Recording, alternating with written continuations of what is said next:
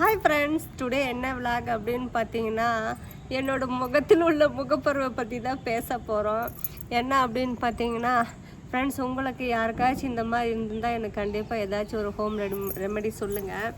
என்னன்னு அப்படின்னு பார்த்தீங்கன்னா, நான் வந்து அதிகமாக ஆயில் எடுத்துக்க மாட்டேன். ஆயில் எடுத்தாலையும் பார்த்தீங்கன்னா சும்மா அளவாக தான் எடுத்துப்பேன். ஆனால் ஏன் இப்படி என்னோடய ஃபேஸ் ஃபுல்லாக ரொம்ப டேமேஜ் ஆகிடுச்சின்னு தெரியல. நீங்களே பார்த்துருப்பீங்க, என்னோடய ஃபேஸ் வந்து எவ்வளோ பிரைட்டாக இருந்துச்சு, இப்போ எவ்வளோ அசிங்கமாக மாறிடுச்சுன்னு உங்களுக்கே தெரியும். என்ன ரீசன் தெரியல. சடனாக நம்ம வந்து ஜனவரியில் பார்த்தீங்கன்னா நம்மளுக்கு கொஞ்சம் உடம்பு சரியில்லாமல் போச்சிங்களா, அப்போ தான் என்னோடய ஃபேஸ் வந்து இவ்வளோ கேவலமாக ஆகிடுச்சு.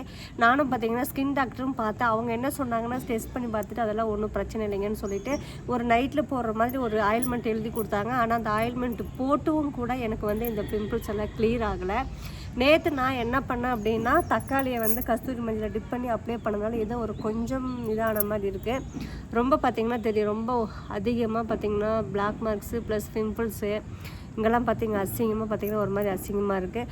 உங்களுக்கு யாருக்காச்சும் இந்த மாதிரி இருந்துச்சு அப்படின்னா நீங்கள் என்ன ஹோம் ரெமெடி ட்ரை பண்ணி வந்து சரியாச்சுன்னு எனக்கு சொல்லுங்கள். எனக்கு பார்த்திங்கன்னா ரொம்ப கஷ்டமாக இருக்குது. என்னோடய ஃபேஸை பார்த்து எல்லாம் நிறைய பேர் கேட்பாங்க, அக்கா உங்கள் ஃபேஸ்க்கு நீங்கள் என்ன யூஸ் பண்ணுறீங்க அப்படின்ட்டு. ஆனால் இப்போ பார்த்திங்கன்னா என்னோடய ஃபேஸ் வந்து டோட்டலி ரொம்ப டேமேஜ் ஆகிடுச்சு. என்னால் வெளியே எங்கேயுமே போக முடியல. அதனால தான் நான் வீட்டுக்குள்ளே இருக்கேன். என்ன பண்ணுறதுன்னு தெரியல.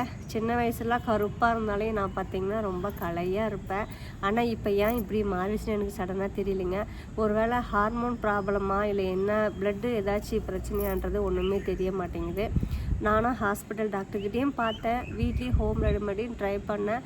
அப்போவும் வந்து கிளியர் ஆகலை. ஆனால் இதுக்கு என்ன பண்ணலான்றது நான் யோசிச்சிட்டே தான் இருக்கேன். நானும் ஸ்கின் டாக்டர்கிட்ட போய் தான் பார்த்தேன். ஸ்கின் டாக்டர் போய் அவங்க ஒரு 3 மந்த் ட்ரீட்மெண்ட் எடுக்க சொன்னாங்க. சரி, நம்ம 3 மந்த் ட்ரீட்மெண்ட் எடுத்து வேறு ஏதாச்சும் ப்ராப்ளம் ஆகிடுச்சுன்னா என்ன பண்ணுறது அப்படின்னு யோசிச்சுட்ருக்கேன். ஒரே பயமாகவும் இருக்குங்க. வேறு எங்கேயாச்சும் நம்மளோட கை காலில் பிரச்சனையாக அப்படி இருந்தால் கூட தைரியமாக நம்ம போயிட்டு எந்த ஒரு மெடிசனும் எடுத்துக்கலாம். ஆனால் இது ஃபேஸுங்கிறதுனால நம்ம வந்து யோசிக்கக்கூடிய விஷயமா இருக்குது. நல்லா தான் இருந்தது. திடீர்னு ஏன் இப்படி ஆச்சு, என்ன ரீசன்றதே எனக்கு ஒன்றுமே தெரிய மாட்டேங்குது. பாருங்கள், ரொம்ப பிளாக்காக இருக்கா. உங்களுக்கு நீங்களே பார்த்தீங்கன்னா அப்படின்னா தெரியும், ரொம்ப பிளாக்காக ஒரு மாதிரி தான் இருக்கா. அதே மாதிரி நிறைய பேரோட ஹேருக்கு என்ன யூஸ் பண்ணுறீங்கன்னு கேட்டிங்க, ஹேர் ஆயில் யூஸ் பண்ணீங்கன்னு கேட்டிங்க. நான் வந்து பார்த்திங்கன்னா வீட்லேயே வந்து ஹோம்மேடாக ரெடி பண்ணிகிட்ருக்கேன். ஹேர் ஆயில் தான் நான் யூஸ் பண்ணுறேன். அது என்னென்ன போடுறேன் அப்படிங்கிறத கண்டிப்பாக உங்களுக்கு வீடியோவாக வேணும் அப்படின்னா நீங்கள் சொல்லுங்கள், கமெண்ட்ஸில் சொல்லுங்கள். கண்டிப்பாக நான் உங்களுக்கு வீடியோவாக வந்து நான் அப்லோட் பண்ணுறேன். இப்போதைக்கு எனக்கு என்ன பிரச்சனை, என்ன ஒரு இது பார்த்திங்கன்னா, இந்த ஃபேஸுக்கு என்ன பண்ணலாங்கிறத கண்டிப்பாக சொல்லுங்கள். கண்டிப்பாக என்னோடய வீடியோஸ் பார்க்குறவங்களுக்கு யாருக்காச்சும் கண்டிப்பாக தெரியும். தெரிஞ்சவங்க மறக்காமல் கமெண்ட்ஸ் பண்ணுங்கள். எவ்வளோ சீக்கிரம் முடியுமோ அவ்வளோ சீக்கிரம் நானும் வந்து ஃபேஸில் இருக்கிற கருமொழியெல்லாம் நான் வந்து டோட்டலி க்ளோஸ் பண்ண பார்க்குறேன். சரிங்களா? இது மட்டும்தாங்க ரொம்ப கஷ்டமாக இருக்குது. வேறு எந்த பிரச்சனையும் இல்லை. இப்போதைக்கு நான் நல்லா இருக்கேன். நல்லா இருப்போம்.